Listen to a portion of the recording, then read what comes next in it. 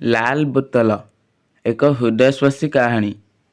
ସୁରେଶ ରିଙ୍କିର ବଡ଼ ଭାଇର ଅତି ପ୍ରିୟ ସାଙ୍ଗ। ସୁରେଶ ଅନେକ ସମୟରେ ରିଙ୍କିର ଭାଇ ସହିତ ତାଙ୍କ ଘରକୁ ଯାଏ। ଆଉ ସେହି ଯିବା ଆସିବା ଭିତରେ ତା ମନରେ ରିଙ୍କି ପ୍ରତି ଭଲ ପାଇବା ସୃଷ୍ଟି ହୁଏ। ସୁରେଶର ଶାନ୍ତ ସୁଧାର ଗୁଣ ବି ରିଙ୍କିର ମନକୁ ଆକର୍ଷିତ କରେ। କିନ୍ତୁ କେହି କାହାକୁ ମନ କଥା କହିପାରୁନଥାନ୍ତି। ସୁରେଶ କିଛି ଦିନ ଆଉ ରିଙ୍କିର ଘରକୁ ଆସିଲାନି। କାରଣ ସରକାରୀ ଚାକିରି କରିବା ପାଇଁ ତାକୁ କିଛି ପ୍ରସ୍ତୁତ ହେବାର ଥିଲା।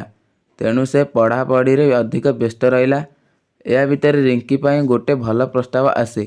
ଆଉ ରିଙ୍କିର ବାହାଘର ହେଇଯାଏ। କିଛି ବର୍ଷ ପରେ ଦିନେ ରିଙ୍କି ସହିତ ସୁରେଶର ଭେଟ ହୁଏ। ଏଇ ଦେଖା ହେବା ବାହାଘର ପରେ ପ୍ରଥମ ଥର ନୁହେଁ। ଆଗରୁ କେତେଥର ଭେଟ ହେଇଥିଲେ ବି ଦୁହେଁ ଅଚିହ୍ନା ପରି ବାଟ ଭାଙ୍ଗି ଚାଲିଯାନ୍ତି। କାରଣ ସୁରେଶ ଯେତେଥର ବି ରିଙ୍କିକୁ ଦେଖିଛି ତା ସହିତ ତାର ସ୍ୱାମୀ ଥାଏ। ତେଣୁ ଇଚ୍ଛା ଥିଲେ ବି ସୁରେଶ କିଛି କହିପାରେନି। ଆଜିର ସାକ୍ଷାତ କିନ୍ତୁ ଦୁହିଁଙ୍କୁ କଥା ହେବାର ସୁଯୋଗ ଦିଏ। ସକାଳୁ ସକାଳୁ ରିଙ୍କି ହାତରେ ବ୍ୟାଗଟେ ଧରି ପରିବା କିଣିବାକୁ ମାର୍କେଟ ଯାଉଥିଲା।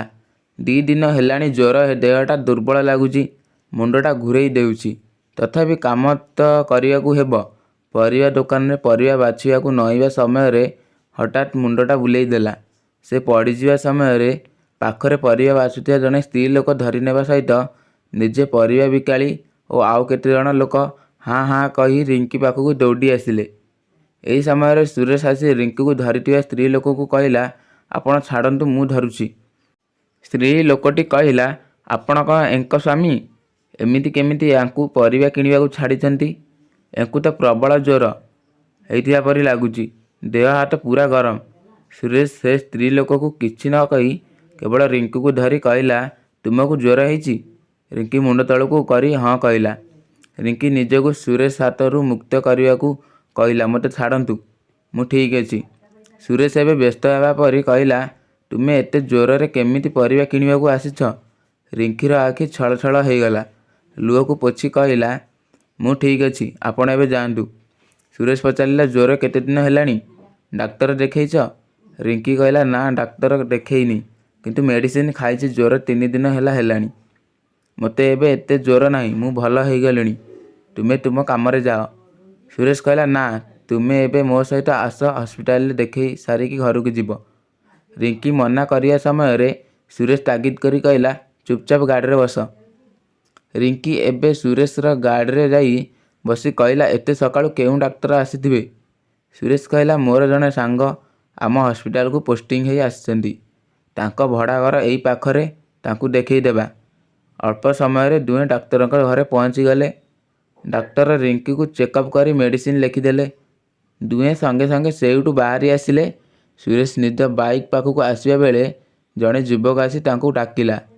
ସେ ରିଙ୍କିକୁ ସେଠି ଛିଡ଼ା ହେବାକୁ କହି ଟିକେ ଦୂରେଇ ଯାଇ ସେ ଯୁବକ ସହିତ କିଛି କଥା ହେଲେ।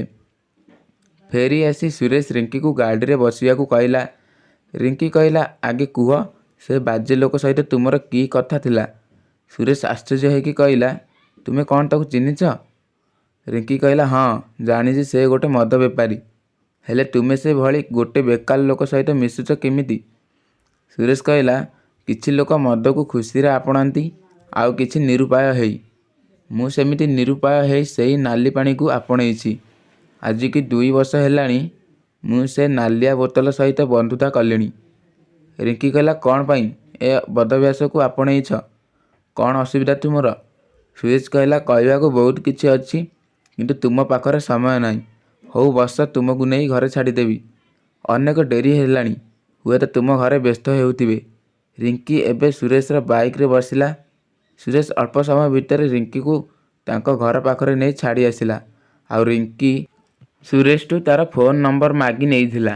ଠିକ୍ 2 ଦିନ ପରେ ଦିନେ ସକାଳୁ ସୁରେଶର ଫୋନ୍ ରିଙ୍ଗ ହେଲା। ରିସିଭ୍ କଲାରୁ ରିଙ୍କି କହିଲା, ମାର୍କେଟ ପାଖ ଶିବ ମନ୍ଦିରକୁ ଆସିଛି, ଟିକେ ଆସିପାରିବ? ସୁରେଶ ଫୋନ୍ କାଟିଦେଲା। ରିଙ୍କିକୁ ଟିକେ ଖରାପ ଲାଗିଲା। ତଥାପି ଆଉ ଥରେ ଲଗେଇଲା, କିନ୍ତୁ ବାରମ୍ବାର ଫୋନ୍ ରିଙ୍ଗ ହେଇ ହେଇ କଟିଲା। ରିଙ୍କି ମନ ଦୁଃଖରେ ଭୋଗ ଲଗେଇ ବାହାରକୁ ଆସି ଦେଖେ ତ ସୁରେଶ ବାଇକ୍ ଉପରେ ବସିଛି। ରିଙ୍କି ଆଶ୍ଚର୍ଯ୍ୟ ହେଇକି ପଚାରିଲା, ଫୋନ୍ କାଟିଦେଲ କାହିଁକି? ସୁରେଶ କହିଲା, ତୁମ ପାଖରେ ପହଞ୍ଚିବାକୁ ଡେରି ହେଇଯିବ ଭାବି ସଙ୍ଗେ ସଙ୍ଗେ ବାହାରିଲି। ରିଙ୍କି କହିଲା, ହଉ ଆସ, ଏଠିକି ଟିକେ କଥା ହେବାର ଥିଲା ତୁମ ସହିତ। ସୁରେଶ ଓ ରିଙ୍କି ଦୁହେଁ ମନ୍ଦିର ବେଢ଼ାରେ ବସିଲେ। ସୁରେଶ ପଚାରିଲା, ଦେହ କେମିତି ଅଛି? ରିଙ୍କି କହିଲା, ହଁ ଭଲ। ସେ ଡାକ୍ତରଙ୍କ ମେଡ଼ିସିନ ଭଲ କାମ ଦେଲା, କିନ୍ତୁ ସେଦିନରୁ ମନଟା ଭଲ ଲାଗୁନି। ତୁମେ ତ ଆଗରୁ ସାଧା ପାନ ଖଣ୍ଡେ ଖାଉନଥିଲ, ଏବେ ମଦକୁ ଆପଣେଇ ନେଲଣି। ତୁମ ଚେହେରା ଆଗଠୁ କେତେ ଖରାପ ହେଇଗଲାଣି। କାହିଁକି, କ'ଣ ଅସୁବିଧା ତୁମର? ସୁରେଶ କହିଲା, ମୁଁ ଗୋଟେ ଝିଅକୁ ପସନ୍ଦ କରୁଥିଲି, କିନ୍ତୁ ସେ ଝିଅକୁ ମୋ ମନ କଥା କହିବା ଆଗରୁ ତା'ର ଅନ୍ୟ ଜାଗାରେ ବାହାଘର ହେଇଗଲା।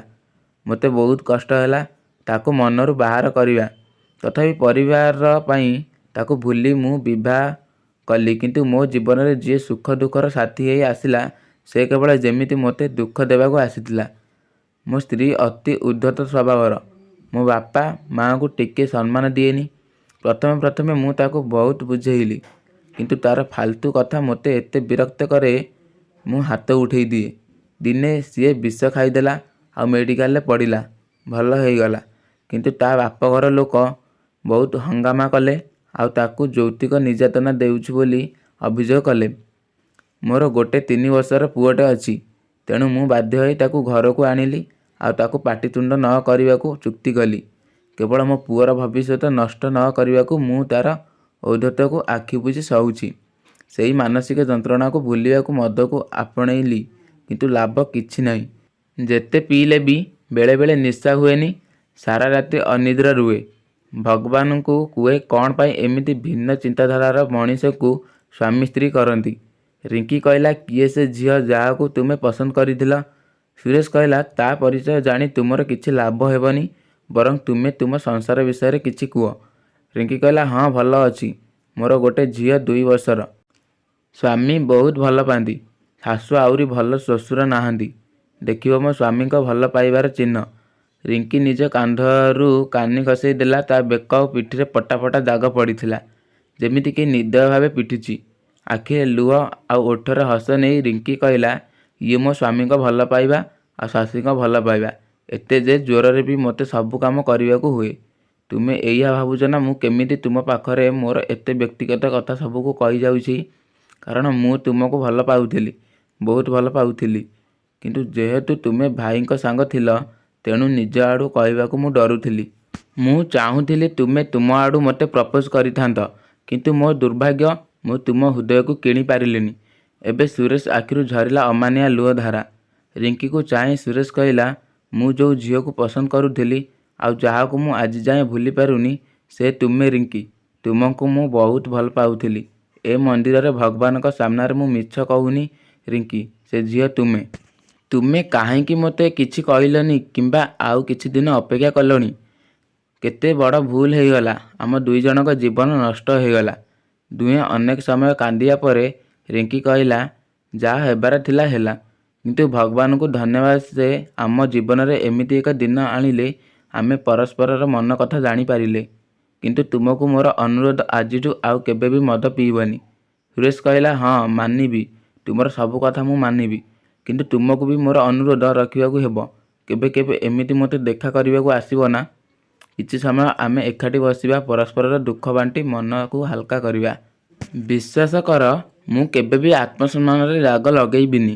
ରିଙ୍କି କହିଲା, ମୋର ତୁମ ଉପରେ ମୋ ନିଜଠୁ ବି ଅଧିକ ବିଶ୍ୱାସ ଅଛି। ମୁଁ କଥା ଦେଉଛି, ନିଶ୍ଚୟ ଆସିବି ତୁମକୁ ଭେଟିବାକୁ, ତୁମ ପାଖରେ ମୋ ଯନ୍ତ୍ରଣା ସିକ୍ତ କାହାଣୀ କହି ମନର ବୋଝ କମେଇବାକୁ। ଆଇନ ବାଟରେ ଆମେ ସବୁ କିଛି ଜାଣି ବି ବାଧ୍ୟ ହୁଅନ୍ତି କିଛି ଅନ୍ୟାୟ ଅତ୍ୟାଚାରକୁ ସହି ଜୀବନ ବଞ୍ଚିବାକୁ। ଆଜି କିନ୍ତୁ ଖୁସି ଲାଗୁଛି ମୋତେ, ସତରେ ଯଦି ଦୁଃଖ ବାଣ୍ଟିବାକୁ ସାଙ୍ଗଟିଏ ମିଳିଯାଏ, ତେବେ ଦୁଃଖ ସହିବା ସହଜ ହେଇଯାଏ। ସୁରେଶ କହିଲା, ଏବେ ଯିବା, ତୁମର ଘରେ ପହଞ୍ଚିବାକୁ ଡେରି ହେଇଯିବ। ରିଙ୍କି ସୁରେଶର ହାତକୁ ଧରି କହିଲା, ମୋ ମୁଣ୍ଡରେ ହାତ ରଖି କୁହ, ଆଜିଠୁ ନାଲି ବୋତଲ ଛୁଇଁବନି। ସୁରେଶ ହାତ ଛଡ଼େଇ ନେଇ କହିଲା, ତୁମ କଥା ମୋ ପାଇଁ ବହୁତ ମୂଲ୍ୟବାନ। ମୁଁ ମୋ ନିଜ ରାଣ ଖାଇ କହୁଛି, ଆଜିଠୁ କେବେ ବି ମଦ ଛୁଇଁବିନି। ରିଙ୍କି ଏବେ ଅଳ୍ପ ହସିକି ସୁରେଶକୁ ଚାହିଁଲା। ଅନେକ ଦିନରୁ ଅପେକ୍ଷା ଥିବା ଜିନିଷର ପ୍ରାପ୍ତି ପରି ଅତି ଖୁସିରେ ସୁରେଶ ଆଖିରେ ଲୁହ ଜକେଇ ଆସିଲା। ବନ୍ଧୁଗଣ, ଯଦି ଆମ ଭିଡ଼ିଓଟି ଆପଣମାନଙ୍କୁ ଭଲ ଲାଗିଥିବ, ତାହେଲେ ଭିଡ଼ିଓକୁ ଲାଇକ୍, ସେୟାର, କମେଣ୍ଟ ଆଉ ଆମ ଚ୍ୟାନେଲକୁ ସବସ୍କ୍ରାଇବ୍ କରିବେ।